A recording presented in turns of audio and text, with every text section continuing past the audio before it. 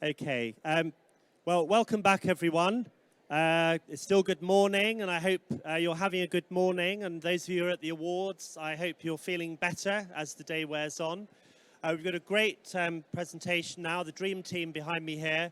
I know Blenheim Palace incredibly well. It's my local visitor attraction, and it's gone on an amazing journey in the last few years.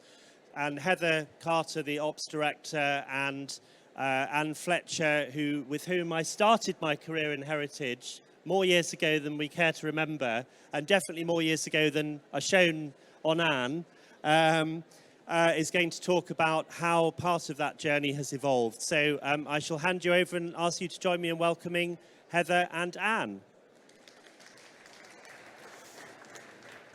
Well, good morning, everybody. Can you hear me? Right, I'll talk up. Well, Anne and I are here today to talk to you about the development of our online Winston Churchill exhibition, which is an exhibition telling the story of Winston Churchill and his association with Blenheim Palace and the Marlborough family. So if we go back to 2019, a couple of years ago, we all remember it, we had at Blenheim Palace a very successful year. We had our best year ever with about 900,000 visitors. So it was great. However, it wasn't so great. We had overcrowding through the palace. We had overcrowded in our restaurants. Our visitors did not have a great visitor experience. And we were just not in a great place. And we didn't know that wasn't going to happen in 2020. We had a great program going forward, and we thought it was going to happen again. So we took some time out in the second part of the year, 2019, to look at where we were going wrong. And we hadn't invested in our visitor experience for many years, not properly. So we spent some time researching, and we came up with a 10 to 15 year investment plan, how we were going to step change our business. It was never going to happen in 2020, but we had a plan of what we were going to do going forward. But then the pandemic hit, so we didn't even get started. We'd finished that plan, got it signed off by the trustees at the end of 2019, didn't go anywhere. However, the government then offered us some Cultural Recovery Fund money to open our visitor attractions safely when we were unable to do so. So we quickly looked at our plans and said, well, if this big plan we've got for the next 15 years, what would help us open our business in a better way and safely? And we came up with a list of projects which we applied for, which included moving our crowded restaurants and building a central production kitchen, installing loads of outdoor seating, better paths into our gardens, more accessible, and moving our overcrowded Winston Churchill exhibition. So we knew from our research in 2019 that our exhibition attracted 22% of our audience. So 22% of our audience on a normal year come to Blenheim Palace because of Winston Churchill. We were luckily successful in getting grant for most of our projects, not all of them.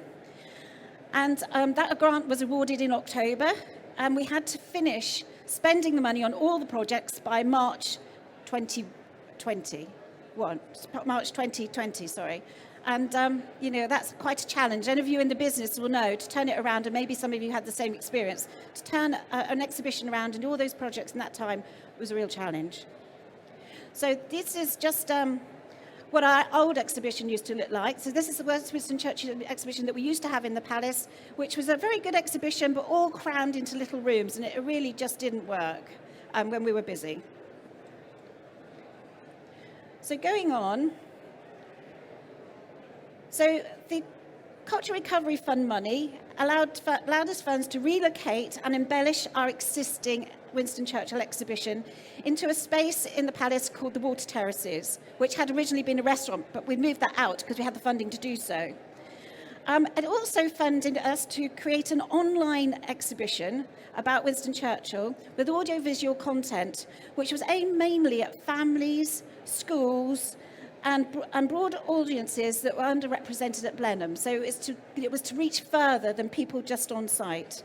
As we know, Winston Churchill is such a special story to us. So we created a brief for the online exhibition, and we wanted it to be a complementary audio tour and guide that worked with our other audio tours that we'd already got in the palace. So it wasn't to replace, it was to complement. It had to it had to attract families because that's an audience we don't service well at Blenheim, or didn't at that time, and it had to have an activity and a game. We wanted a USP of augmented reality, and really three-dimensional animations, and something that visitors could interact with. And we needed it to be an educational tool as well.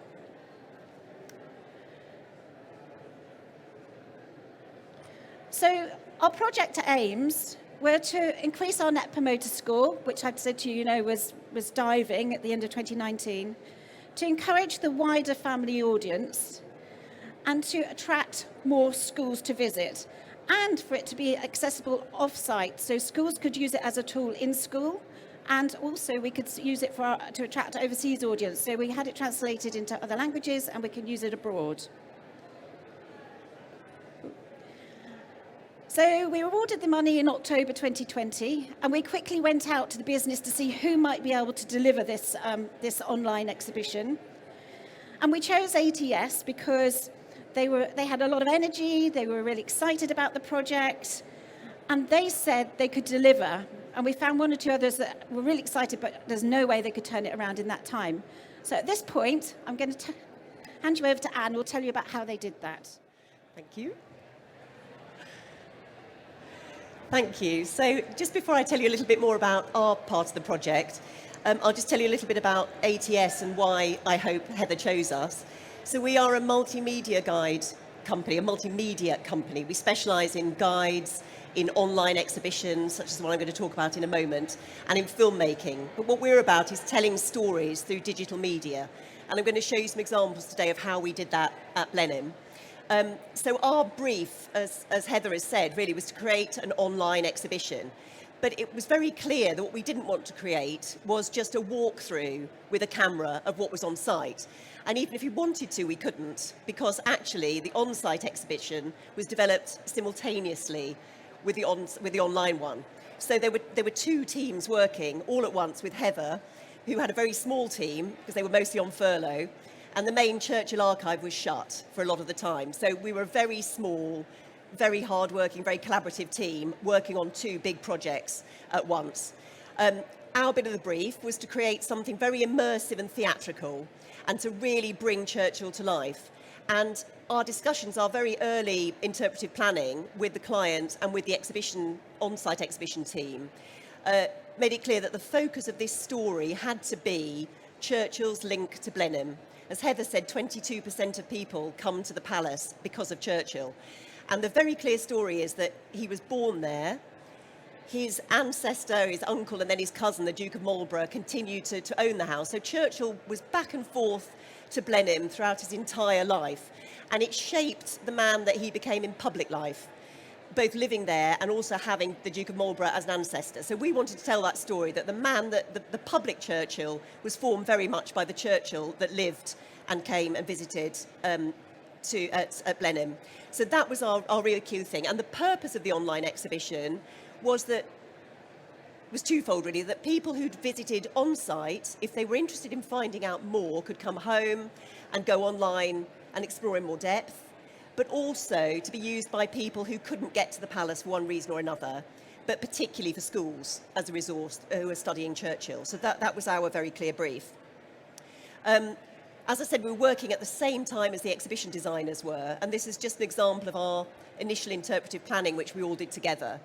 And this is breaking the Churchill story down into themes, and I'll come back to that because those themes became very important both on-site and off. So our approach to developing the online exhibition was, first of all, I think we learnt during lockdown that just putting content online doesn't necessarily create a fantastic online experience. And I think we all saw that, we all did that. We all, when the first lockdown came, popped stuff up online that we had already in the can. And gradually over the last 2 years, many sites have realised that actually for it to work online, you have to think who the audience is and you have to structure content specifically for that purpose. And over the last couple of years, we as a company have started doing more and more of this as the demand grows, and Blenheim is a really good example of that. So we decided we would structure our content around the same themes as on site, because that would allow people coming home to, if they knew that visiting on site, they were interested in the life of Churchill as a statesman, they could find that section online very easily. So it helped us to do that. But also, it helped us to keep in mind constantly the story that we were trying to tell, because those themes all add up to the story of Churchill at Blenheim. So always following those themes, always keeping those at the centre of our planning, really helped us make decisions quickly and hopefully make the right decisions. And as Heather said, we had a very, very short time to pull all this together. So having that focus and that planning right at the beginning helped us to do that. We've said it was collaborative. It had to be very collaborative. We like to work that way anyway, but given the timescale and the conditions, it was a real team effort. And that involved working with some outside companies too. And I'm going to show you the first example of this is how, when you go online, the experience begins. And we worked on this in conjunction with a company called Rebel. But the plan for this is your sort of big blockbuster opening, which I hope I'm not overselling it. But the idea is you go in and this absolutely sets the scene for what I've just said is the main purpose of this online exhibition. So let's see if we can get that going with some sound, hopefully.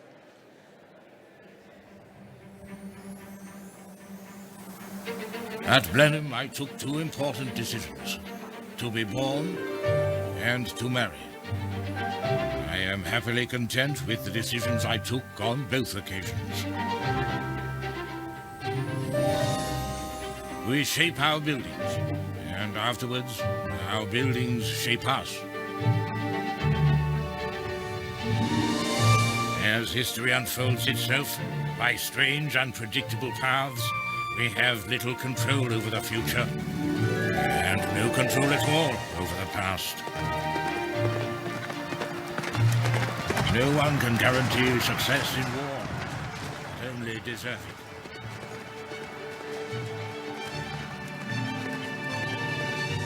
Never in the field of human conflict, so much owed by so many to so few.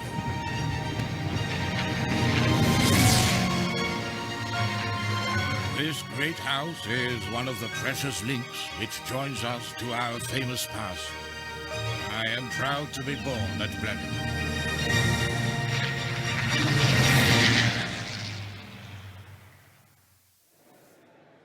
So I hope you'll agree that's a good start.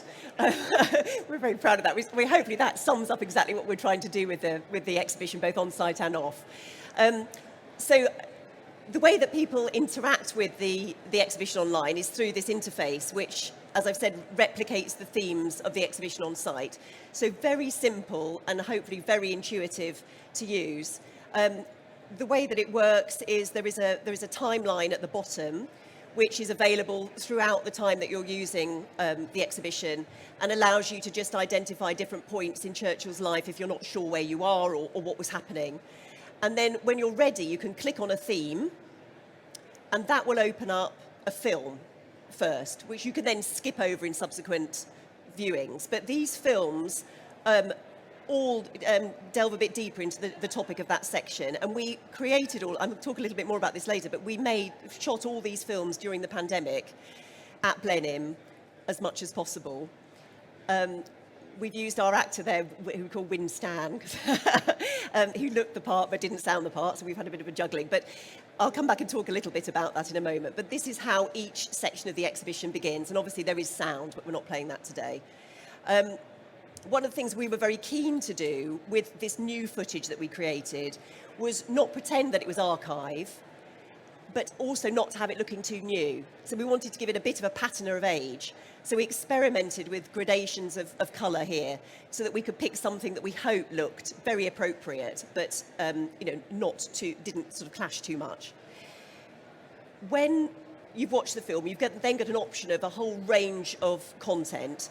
The thing that we were very, very keen to do was tie in the objects that visitors see on site. So these are all objects from the collection or which Blenheim has been able to borrow, which are all associated with Winston Churchill. So it's very important that this isn't just sort of new content, but it's founded very much on the objects at the palace. So here you can see an example. This is from Winston's childhood, artifacts that all relate to that, and you can click on them and find out a little bit more about each of them. Then within each section, there are numerous stories to be told, and each of them really required a different means of telling it. And one of the things that we've learned over the years is that the story needs to lead the tech. You've got to start working out what story you want to tell, and then what's the best way to do that. So in this clip, you can see a range of different media that we selected to use at different places on the exhibition. We haven't separated children's content from adult content. It's all in there. So people can move from one to another. They can choose whatever they like. It's intended for everyone. So schools are looking at the same thing as an adult who's been on a Sunday and comes home and wants to have a look.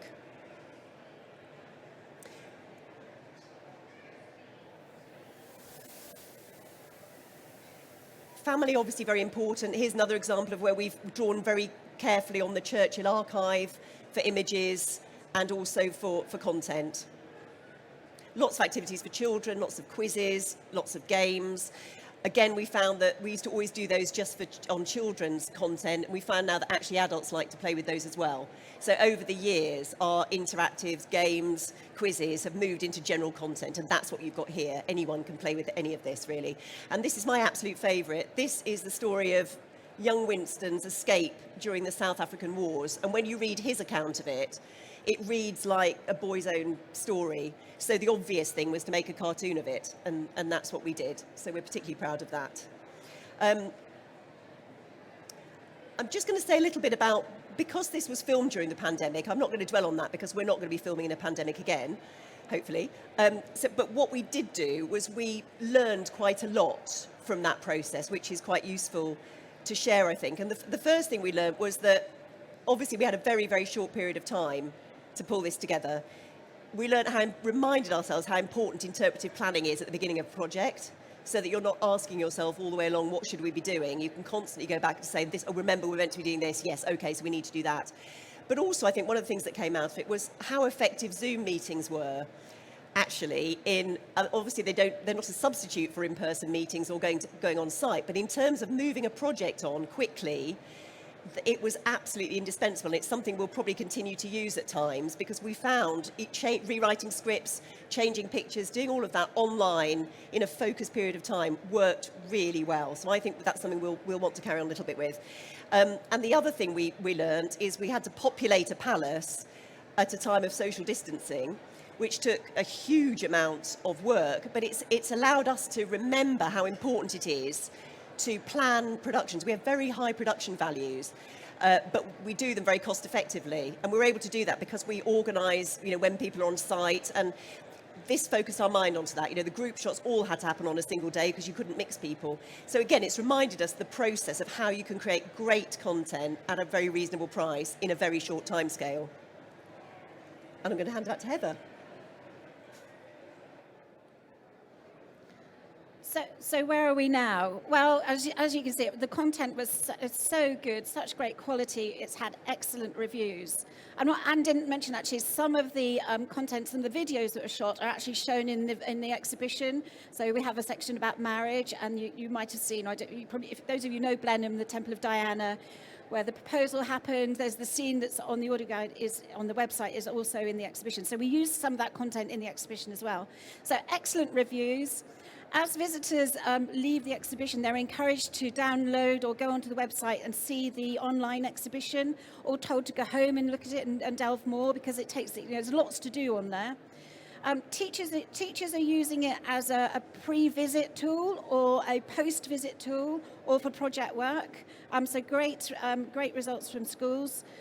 And we've also creating interest overseas. So we've got an agent who's in the Far East who is using that as a tool, so that we're lining up those visitors when they can travel and come back again. Hopefully they'll want to come and see the real Blenheim Palace. So it's been really useful. More to do, because obviously we're still all opening up and visitors still coming back to Blenheim, haven't seen the exhibition yet. But we're really, really positive about it, and it's a template that we can build on. So this website can be improved, changed, well, not improved, but added to, changed, amended as we find more stories to tell. So thank you very much. Any questions for either Anne or myself? Thank you. Oh, yes, lots of questions. Here we go. I was wondering, what is the augmented reality part of the online exhibition? How does it work? The augmented reality part of the online exhibition. In what respect? How does it?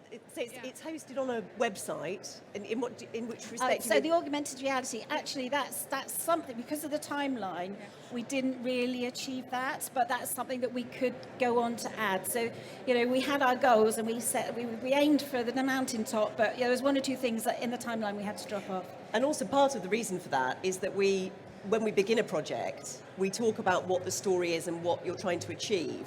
And often at the start, there's an idea that might be linked to a certain type of technology. So very often we get people say, oh, I'd like an app or I'd like augmented reality, and because it seems like it's a great idea. But actually, when we work through the project together, we also get to a point where we think, well, actually, there might be a better way of telling that story, and maybe that's not the right thing. So very often, between us, you sort of change as you go, and you end up perhaps with a different sort of production than you thought you wanted at the start, but that's a good process to go through. And in fact, we diverted some of that budget to the Rebellion film that you saw at the beginning, which we thought was really impactful, and they're a local business that we wanted to work for years. So actually the collaboration between ATS and Rebellion was really good, and we worked together to create that intro, which is also the intro to the physical exhibition. As you come into it, you see that, which is a really powerful story.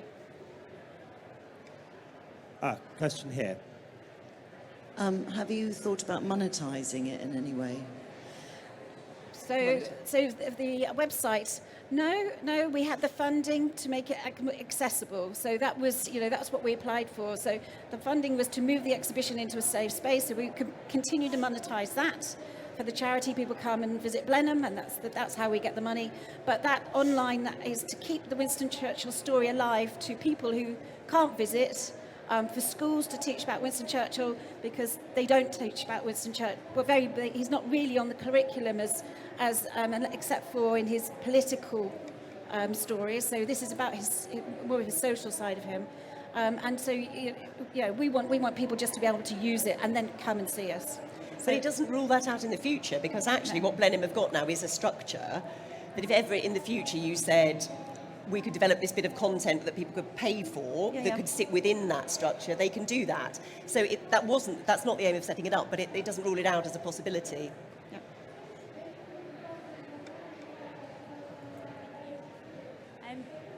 Did you do any user testing when you were building the content, check that it was what people were, and then did you change any plans from what you intended? Or Ideally, of course, you would, but with the timescale and the fact that most people involved were on furlough or not around, we had no visitors. No. But obviously there's testing that is ongoing now, and there's changes that can be made, but initially we would obviously always want to do that. One over here.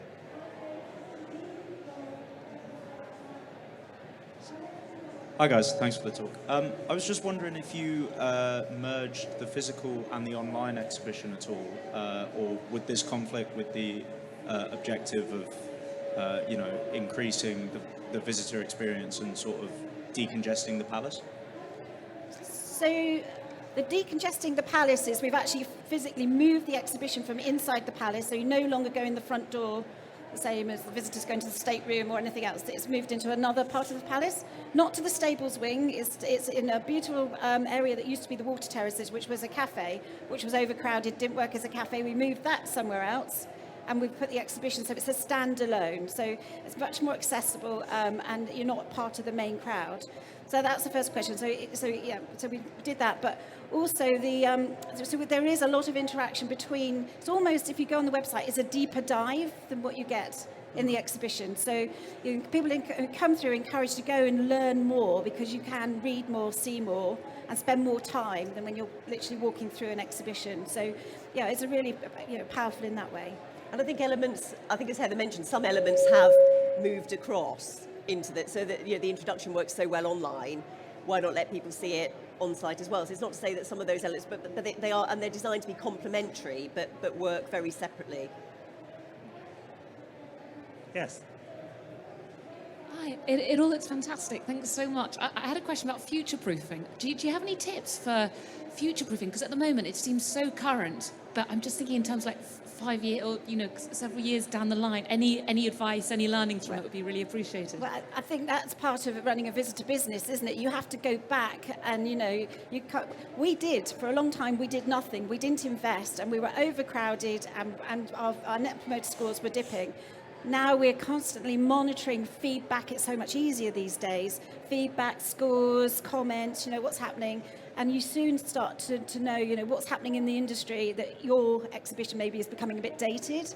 So it's about making sure your strategy to improve and keep with the times is consistently reviewed. Because what we've said we might do in 15 years' time, when we get in 5 years' time, that future project might not be the right project. We might just have to revisit how we're going to spend that money. So it's for, I think, when you're running a tourist attraction, a visitor business, a museum, however you work, you've got to look at what's happening and what's coming down the line. And I think in terms of the online exhibition, the beauty of that is that it's infinite. So if there's feedback from visitors saying we would really like to know more about X, Y, and Z, there's potential to add to it and to tweak it. So we can respond to visitor reaction in that way online. And one of the other things we always do with our digital content, whatever form we're using it in, is we do try and talk about, what objects might be moving. Are those on loan? Might they disappear? Is there a likelihood that room's going to shut every Thursday? So we try and work out with clients what the things are that are going to disrupt that narrative, and we try and work around those at the very outset. But the idea, the beauty of this online exhibition is that it is changeable. And you can expand it and you can edit it and you can add things that visitors are asking for. So in that sense, it's much more future-proof than the on-site. Any more questions? Yes, one over here. Just reflecting on that last point, I work for the National Trust. We look after Chartwell. Did the project give you an opportunity to reflect how Churchill's viewed through contemporary lenses, and were you able to do that with the move? Were there things that you reflected on, possible like presentation standards, things like that around the narrative? So the controversial reinterpretation of yes. So I think that's something that what we've done here is let's get the story out there. We've got a limited amount of time. Let's get the narrative. That may well be something we get feedback on. We're perfectly aware of it, and I think it's something, and obviously the family are involved in this, so that it's more sensitive than perhaps other sites. But that may well be, and particularly from schools or colleges, I would think that might be something where we get somebody saying, how are you going to address that? And again, having an online element allows us to do that quite well. Great question. It's always good to have a bit of controversy to end on.